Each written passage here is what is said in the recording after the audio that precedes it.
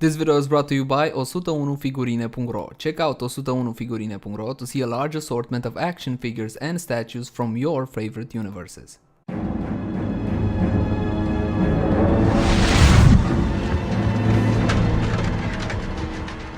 I was once a far strider. I swore an oath to defend Silvermoon and its people to my dying breath. It was not enough. My homeland still burned. But those days are long past.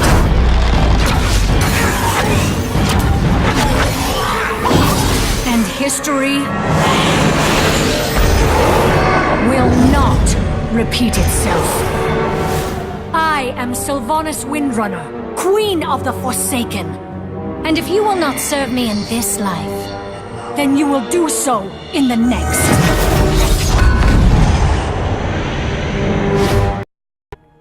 Hello and welcome back. As always, my name is Laser, and today on the turntable once again a Heroes of the Storm figure from Neca. This is part of Series 3 and sadly the last Series 4 Heroes of the Storm from Neca. No news on who's picking up the license or if we're ever gonna get more Heroes of the Storm figures. But anyway, this is Sylvanas, the Banshee Queen.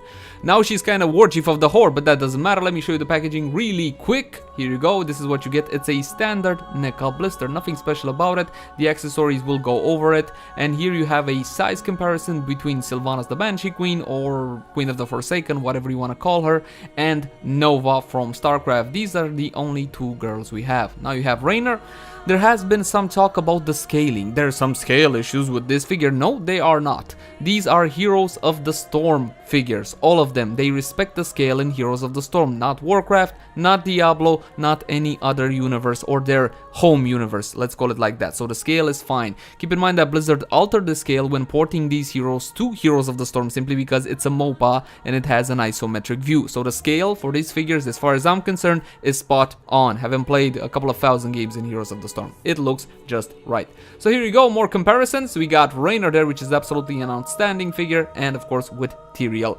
Now, as far as accessories go, this is her black arrow. This is one of her ultimate abilities in Heroes of the Storm, and she launches that black arrow. In an AoE, it will silence and deal a little bit of damage, but that's not the only arrows it comes with. This is actually a prop, this black arrow thing. You can't really pose it all that well with it, but with a little bit of creativity, you can do something like this, like she's firing off her ultimate ability. It's not ideal, it looks kind of funky, but you can do that if you so desire. It's totally plausible. Now, let's go over the rest of her accessories. Starting off with her cloth cape from the back, you can see that I managed to stick 2 of the arrows in her quiver, but that was a little bit difficult. In all honesty, one goes in smoothly and the other one you gotta be a little bit gentle on how you put it in. You're gonna get 3 of these arrows. Let me see if I can get this camera to focus. There you go. Unfortunately, because of the crappy packaging, all of my arrows came bent. They are warped. You can try the blow dryer trick, but to be honest with you guys, they are all extremely frail, so I don't want to force them. I'll just leave them as they are. It doesn't bother me too much because you can notice, but I am a little bit annoyed that they came bent like that. Now back to Sylvanas. The other accessory we got is her iconic arrow, the same arrow she's been using ever since Arthas turned her into a Banshee. Initially she was a Banshee, and then I don't know how she transformed back to like a humanoid form, no clue. But anyway, getting this in and out of her hand can prove a little bit of a chore, as you see there. Just be gentle because the figure is made from pliable plastic, or this rubber-like plastic, which is, well, bendable. And you can see that they did an awesome job on the bow. Okay, the bow is beautifully sculpted and beautifully painted, and it looks, for the most part, accurate. And you got some nylon string as well. Don't pull too hard on this one, it will break. It's extremely tight in there. Now back to Sylvanas. Let's take a good look at the color application for Sylvanas. Okay, the sculpt and all the details. And I'm gonna pause the video right here. Now what I have for you guys is the official artwork for Sylvanas, the Banshee Queen. Here it is. Can I make it a little bit bigger? I don't think I can. Okay, I think this should be good enough for a comparison. What I want to point out here is not the face sculpt, which is, to be honest, not that good. It's the actual skin color, the tone for her skin. They messed it up. It was supposed to be a whole more lighter than that. Perhaps a little bit of shading here and there, but the skin tone is a little bit off.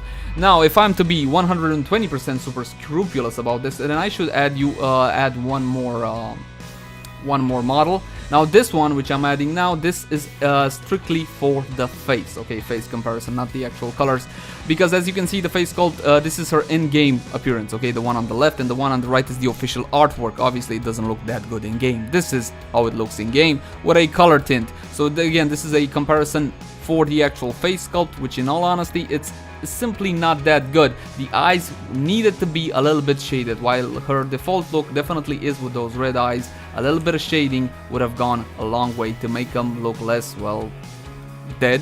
Then again, there is an excuse there because Sylvanas is undead. Okay, as a character, Sylvanas is, well, dead for the most part. Anyway, let's take a better look at the legs. Here you go, beautiful purple there, metallic coating over it, absolutely wonderful. I love the colors, okay, the color accuracy is good. I love how they applied it and I love how it looks. And this is the tattered cape, which is made out of nylon.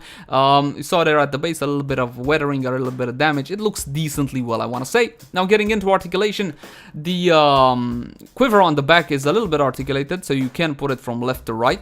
I can't show you, I tried to show you here the actual joint, but it's a little bit of a ball joint. Don't force it, please, but it can go a little bit from side to side to not impede too much the shoulders. Now for the head, it's on a ball joint in the neck. The hair is made out of soft plastic, so it will ply, so you can turn the head like this. If it's a little bit stiff like mine was, just get out the hair dryer. Do not force it while it's cold, you will break it. Up and down that much. And once again, look behind, you will see that the shoulder armor will hit the quiver, and that kind of impedes articulation a little bit. You will see that my paint chipped here at the shoulder joint. Unfortunately, nothing I could do about that if I wanted to actually move the figure. You have a bicep swivel, so at the shoulder, as you saw, pin hinge, a bicep swivel, which is extremely frail. Please don't play with this one too much, you will simply break it. At the elbow, we just have a hinge, no swivel, unfortunately. And for the hand, it's attached to the rest of the arm on a pinned hinge. So you're gonna get a swivel and you're gonna get a bend out of it as well, which helps with posing the bow and arrow. And here you would think it's the same articulation, but no, at this elbow, the bend is only 30 degrees, not even. Is that 20, 30 degrees? It's a whole lot more impeded because of the armor she has, and she has no swivel, so we can get around that one. At the chest, it is attached to the rest of the body on a ball joint. You're not gonna get too much of an ab crunch, which is a little bit of a pity, so that's all the articulation you're gonna get out of the chest. Now let's move down to the hips. You'll see that the entire crotch piece is made out of this soft rubber-like material in the effort that will not impede articulation, but unfortunately it recurves back like so. So that's the best spread you can get out of this one. The actual joint, of course, it's universal, pinned hinges and all that good stuff. But unfortunately the crotch piece kind of limits mobility. I mean, that's all the back kick you're gonna get, which is kind of poor. Kind of poor, Neca. Alright, let's see what else we got at the... well, knee, again, very limited articulation. This is all the bend you're gonna get. What is that, 30 degrees? And you're gonna get a swivel as well. Fat lot of good that will do you, considering she only bends for 30 degrees. And the foot itself has good articulation. You got a ball joint. And on the bottom of the foot, of course, you got a ped hole in case you want to use a stand. Does she need a stand? Nah, she stands fine by herself. Now, you can see her next to Artus, which theoretically is her arch enemy. He is the one that did this to her. To draw conclusions for Sylvanas, the figure for the $25 price point is still good, but it has a couple of issues. The face sculpt is not that great, they messed up the paint application on her skin, it's simply not accurate, and she's not extremely poseable because of the limited articulation. But overall, for the price point, ain't that bad, in all honesty.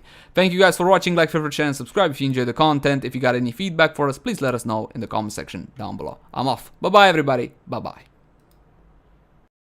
Acest video v-a fost adus de către 101figurine.ro. Intră și tu acum pe 101figurine.ro pentru a vizualiza o multitudine de statuete și figurine din universurile tale preferate.